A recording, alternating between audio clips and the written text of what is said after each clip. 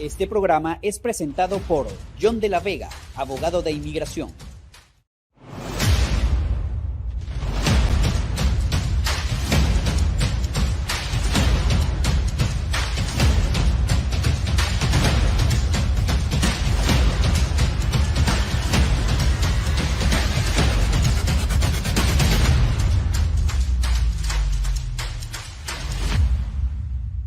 Bienvenidos a Contrapuertes.0 con Esteban Hernández y José Antonio Colina. Si quieres tener información actualizada en materia migratoria, te recomendamos que llames al abogado John de la Vega. John de la Vega es un abogado venezolano-americano, especialista en el tema migratorio, que ha ayudado mucho a la comunidad venezolana y también está ayudando a la comunidad latinoamericana acá en los Estados Unidos. Así que si quieres tener todas las actualizaciones en materia migratoria, llama al abogado John de la Vega, el teléfono que se encuentra en pantalla o en su defecto, escríbele al correo electrónico que también se encuentra en pantalla.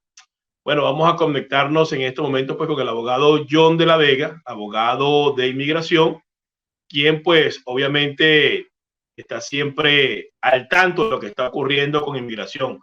Buenas tardes, John, ¿cómo estás? ¿Cómo te ha ido? Colina, gracias por la invitación el día de hoy, listos para hablar acerca del último en temas migratorios y bueno, extrañando a Esteban, que como ya sabes, lo extrañamos bastante en estas transmisiones, que usualmente viene con preguntas muy acertadas, pero bueno, dentro de poco lo tendremos de vuelta. Sí, Esteban está en una asignación especial, se reintegra dentro de un par de semanas, porque ya viene de regreso la semana que viene, pero es el día mismo y no va a poder estar con nosotros, pero bueno, seguimos adelante con lo que estamos haciendo en Contrapoder, y para eso somos un equipo. John, ¿qué hay por ahí con el tema del paro humanitario? ¿Cuáles son las últimas informaciones que tienes sobre el paro humanitario que involucra pues a varios países, entre ellos Venezuela? Sí, claro, lo primero que tenemos es que desde hace alrededor de una semana atrás, el Servicio de Inmigración hizo obligatorio que los patrocinadores que quieran tramitar el paro humanitario para los beneficiarios tengan que llenar una casilla en la cual tienen que justificar del por qué en estos momentos quieren que su familiar se les sea otorgado el paro humanitario. Hay dos opciones, puede ser o por razones humanitarias urgentes o puede ser por razones de beneficio público significativo o ambas.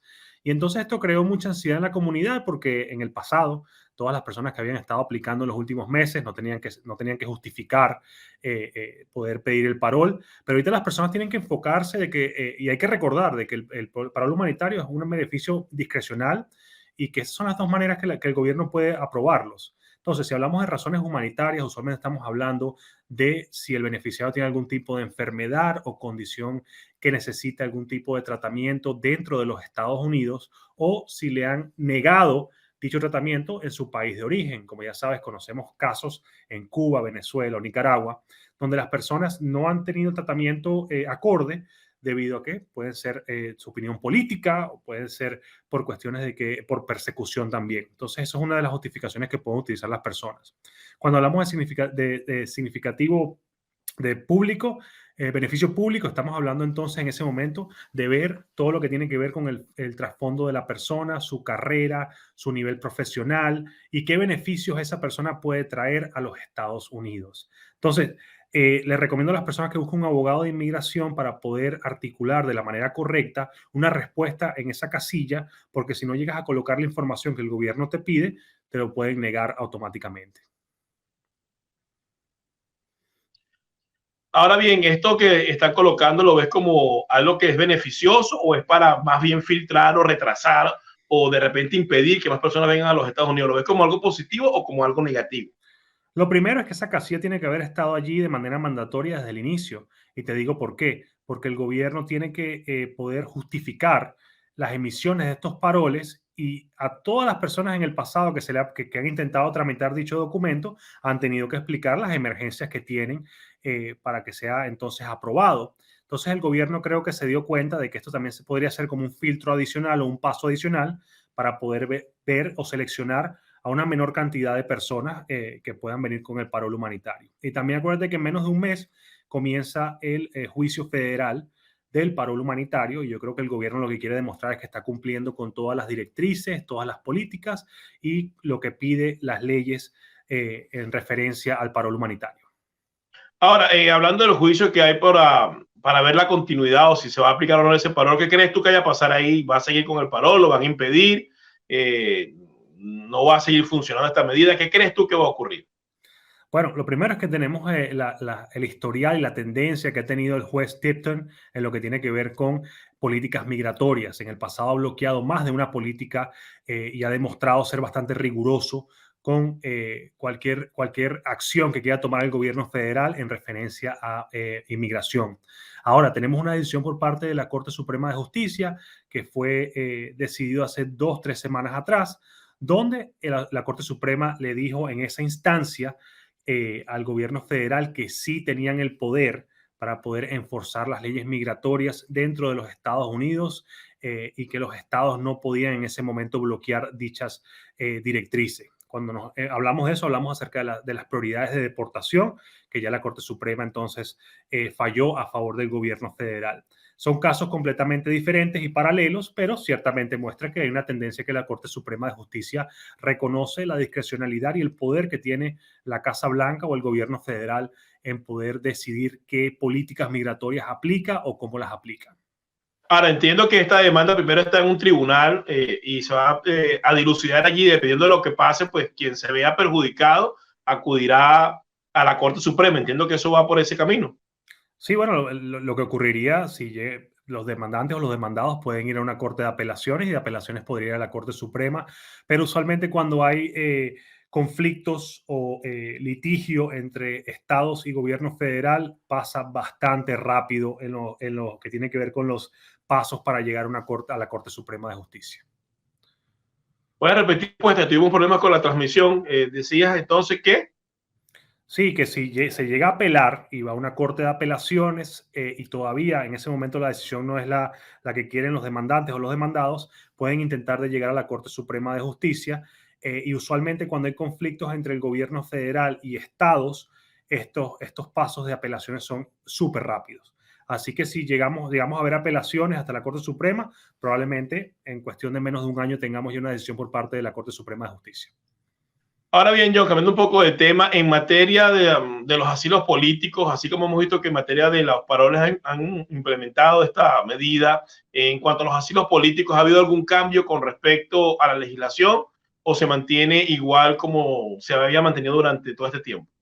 Bueno, hace horas atrás un juez federal del estado de California bloqueó las nuevas políticas de restricciones de asilo que había implementado el gobierno federal desde mayo del 2023, en la cual hacía inelegible o hacía una presunción de inelegibilidad a aquellas personas que lleguen por la frontera y que no entren por un puerto de entrada, dígase que lleguen de manera irregular, o que hayan cruzado por un tercer país en tránsito y no hayan pedido un refugio en dicho país. Entonces el gobierno había creado esa presunción de inelegibilidad y entonces lo que hizo el juez fue simplemente que bloqueó completamente estas políticas y se espera que en los próximos días el gobierno federal apele la decisión del juez. Pero esto también demuestra, ocurrió también en la época de la administración del presidente Trump, que intentaron aplicar políticas similares y tampoco pudieron. Así que yo creo que esto va a ser más de lo mismo y creo que la Casa Blanca no va a poder enforzar estas presunciones que querían hacer. Y ahora bajo ese esquema, pues, ¿qué está ocurriendo con los asilos acá? ¿Será? Porque últimamente he visto que no se está hablando mucho del tema. Veo que el parol cobra cierta importancia, inclusive lo del TPS también ha estado un poco por debajo de los niveles de la media o de la información que la gente quiere tener. ¿Qué ha pasado con los casos de asilo, sobre todo los venezolanos? ¿Siguen cerrando administrativamente? ¿Está congelado? ¿Qué está ocurriendo con eso? Bueno, primero me parece bien que tocaste el tema del TPS, porque lo que tiene que ver con el re-registro, estamos hablando de un porcentaje muy bajo de personas que han recibido aprobación del re-registro. Los que salieron más beneficiados en este proceso fue aquellas personas que recibieron una respuesta tardía porque tienen un estatus de TPS hasta el 10 de marzo del 2024 automáticamente. En cambio, esas personas que tuvieron que hacer el re-registro, lamentablemente tienen que esperar, ahorita te digo, nosotros con la experiencia que tenemos y la experiencia que he podido, que me han comunicado mis colegas, por lo menos un 10% nada más de aprobaciones de re-registro. Y es porque yo creo que es la cantidad de funcionarios que tienen trabajando en lo que tiene que ver con la adjudicación de estos re-registros y también con la cantidad de oficiales que han enviado a la misión fronteriza, porque estamos hablando de decenas de miles de personas que están llegando hoy en día por la frontera y el Servicio de Inmigración ha estado moviendo su grupo dependiendo del objetivo que tengan. Yo creo que el objetivo ahorita es tratar de minimizar la crisis fronteriza y es por eso que estamos viendo muchas tardanzas, no nada más con el TPS, sino con el asilo, con el tema del paro humanitario, peticiones familiares. Te digo, yo estuve hace unas 3 semanas atrás en una entrevista de matrimonio y la funcionario que estaba adjudicando la solicitud de mi cliente tenía literalmente 20 cajas en su oficina. 20 cajas que tendrían por lo menos 400 casos. Y le pregunté, wow, ¿estos son todos tus casos que tienes que decidir? Me dijo que sí, porque habían enviado a 3 oficiales de la misma oficina a misiones fronterizas que estaban trabajando con las entrevistas de miedo creíble en la frontera a partir de ahora y que ella tenía que adjudicar todo eso. Y es por eso que algunas veces tú te preguntas, bueno, ¿por qué una aplicación de TPS tardó 2 semanas y la otra tardó 6 meses en responder? Porque literalmente son oficiales, son seres humanos que tienen que revisar esto y sabemos las 100 variables que pueden ocurrir en ese tipo de procedimiento. Y con respecto a los casos de los asilos, ¿han estado respondiendo los casos de asilo o simplemente pues está todavía ahí durmiendo el sueño de los inmortales? Bueno, ahorita los asilos también está ocurriendo lo mismo que ocurre con los TPS, que los funcionarios de la oficina de asilo, por lo menos aquí en Biscayne, tienen un gran número de ellos trabajando en lo que tiene que ver con entrevistas de miedo creíble para personas que se encuentren en la frontera. Y lo hacen desde aquí, lo hacen vía telefónica o vía videoconferencia. Pero sí, un porcentaje muy alto de funcionarios están trabajando con esos casos de la frontera y es por eso que cuando yo por lo menos fui a la oficina de asilos hace un poco tiempo atrás y nada más había literalmente 3 personas esperando entrevistas. Cuando en el pasado estamos hablando de que habían por lo menos 120 entrevistas al día. Y entonces eso claro que ha dilatado el proceso, lo ha hecho mucho más lento. Cambiando un poco el tema, que también quería preguntarte, porque ha sido un tema importante, sobre todo para los que viven acá en el sur de la Florida. ¿Qué pasó con las leyes de Ron DeSantis, esas que se implementaron a partir del 1 de julio? ¿Han tenido éxito? ¿Las demandaron? ¿Están congeladas? ¿Qué ha ocurrido con esas leyes pues, que estaban buscando limitar, desde mi punto de vista, pues, la inmigración o los inmigrantes ilegales aquí en la Florida? ¿Qué ha pasado con eso?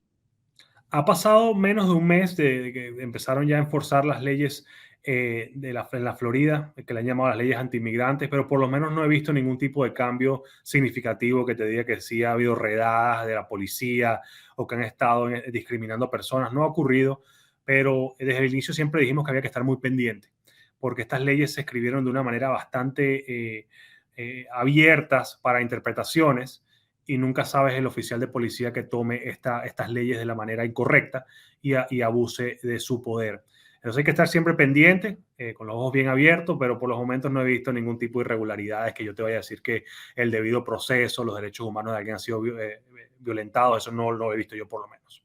Pero algún grupo pro inmigrantes ha emitido demandas en contra de esta ley, así como hicieron, por ejemplo, con las leyes estas migratorias, pues que le han metido algo en los juzgados para tratar de pararla. ¿Alguien ha ido en contra de las leyes de Ron DeSantis o nadie ha metido nada en contra de esas leyes?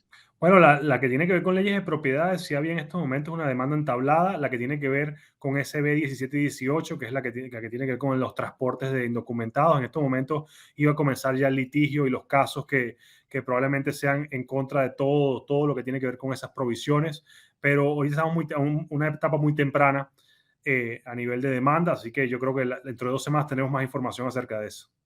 ¿Tú crees que estas leyes realmente favorecieron a Ron DeSantis o lo perjudicaron? Lo perjudicaron, lo hizo creo que en el peor momento, especialmente en un estado como la Florida, que él ganó por un porcentaje tan alto, tan importante.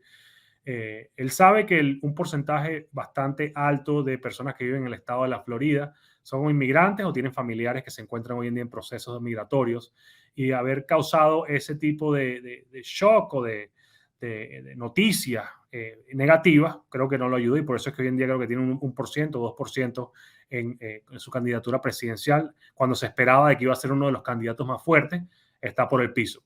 Y yo creo que fueron los asesores que no calcularon las cosas de manera correcta. Algunas tienes que sacar a esos asesores, en vez de que estén en Tallahassee, que ven todo desde ¿cómo se llama? Un castillo de cristal, tienes que ponerlos aquí abajo, donde se encuentran en la calle 8, en Sweetwater, para que tú veas de verdad la realidad de lo que es vivir en el estado de la Florida y entonces entender a esas personas y cuáles son las necesidades de dichas personas. Pero a mí no me llamaron ni me contrataron, así que no.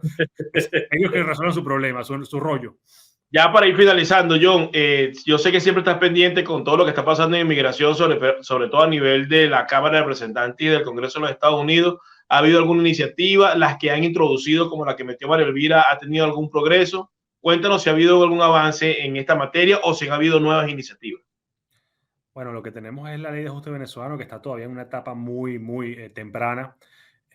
No se ha todavía discutido. Estoy esperando que en los próximos meses, y lo dije en un programa anterior, de que si no vemos movimiento en los próximos 6 meses de que sea sometido a dicha proyecto, probablemente lo quieran engavetar. Así que hay que estar muy pendiente acerca de eso. Está allí, hay que seguir contactando a los congresistas, pero no ha habido ninguna información nueva acerca de eso. Y la ley de dignidad, también todavía no tenemos ninguna información adicional.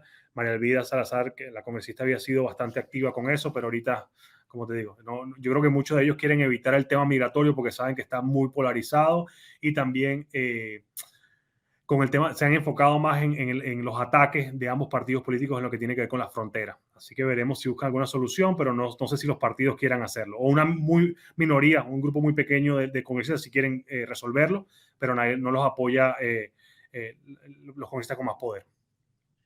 Bueno, John, muchas gracias por este contacto y por mantenernos actualizados en materia migratoria. Gracias a ti por la invitación y bueno, siempre estamos a la orden y espero que Esteban llegue dentro de poco. Seguro que sí, John, muchas gracias.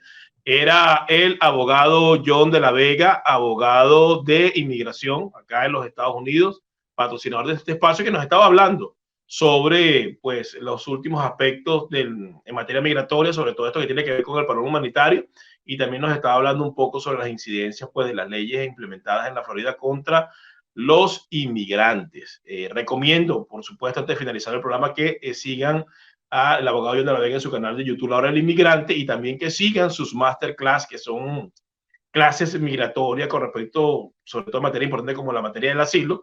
Los recomiendo pues que lo sigan a través de sus redes sociales. Siempre está dando información y convocando estos masterclass, y es siempre importante pues mantenerse informado porque las condiciones y las leyes migratorias en los Estados Unidos están variando constantemente. Esto ha sido todo por hoy en Contrapoder 3.0, el programa de la derecha en Contrapoder y el Factor de Poder, que es el canal de la derecha, el canal de la información en YouTube. Nos vemos nuevamente el próximo miércoles. Este programa está saliendo el día jueves, pues tuvimos algunos problemas técnicos, pero nos vemos el próximo miércoles en Contrapoder 3.0, el canal de la derecha en YouTube, que es retransmitido en Factores de Poder, que es el canal de la información en YouTube. Hasta el próximo miércoles.